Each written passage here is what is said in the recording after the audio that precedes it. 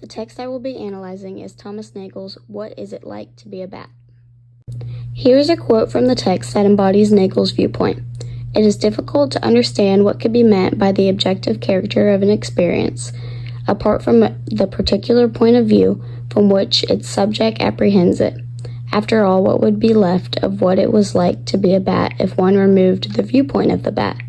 We appear to be faced with a general difficulty about psychophysical reduction, or physicalism.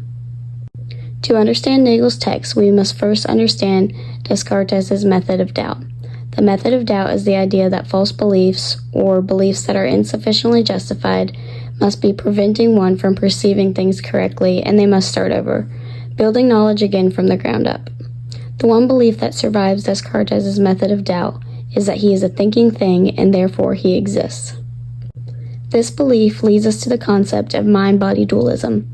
This view says that the mind and the body are two distinct substances and are totally separate from one another. The nature of the mind being a thinking, non-extended thing, and the nature of the body being an extended, non-thinking thing, thus showing how they can exist without one another.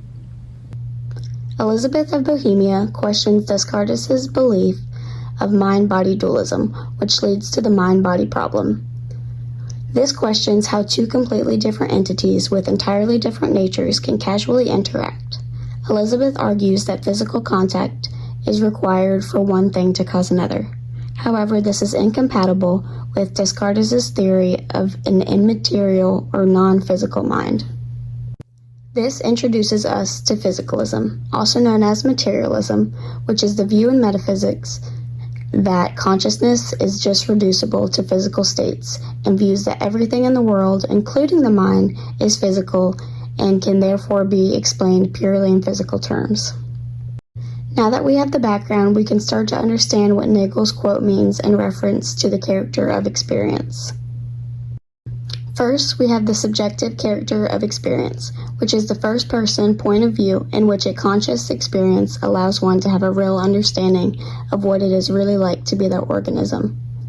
Next, we have the objective character of experience, a point of view from an outside perspective in which one may be able to learn what it is like to be that organism. However, since they do not have a conscious experience, they can't really know what it is like to be that organism. We must also understand phenomenal consciousness and the problem of consciousness in order to further analyze Nagel's text. Phenomenal consciousness is what it is like to experience a certain conscious state. In this example, those with an objective character of experience do not have a conscious experience, and therefore they cannot really know what it is like to be that organism. The problem of consciousness questions why any physical state is conscious rather than not. Nagel uses his specific example of what it is like to be a bat as a way to demonstrate how the problem of consciousness complicates the mind-body problem. In Nagel's analysis, the bat has the subjective experience on what it is like to be a bat through things such as flying, echolocation, and experiencing the world through sonar, while humans must adapt the objective experience because they can learn about and imagine what it is like to be a bat, but since they do not have that conscious experience, they cannot really know what it is like to be a bat. They can only imagine what it is like to behave as one. I hope this presentation helped explain the central argument from Nagel's What Is It Like to Be a Bat? Thank you.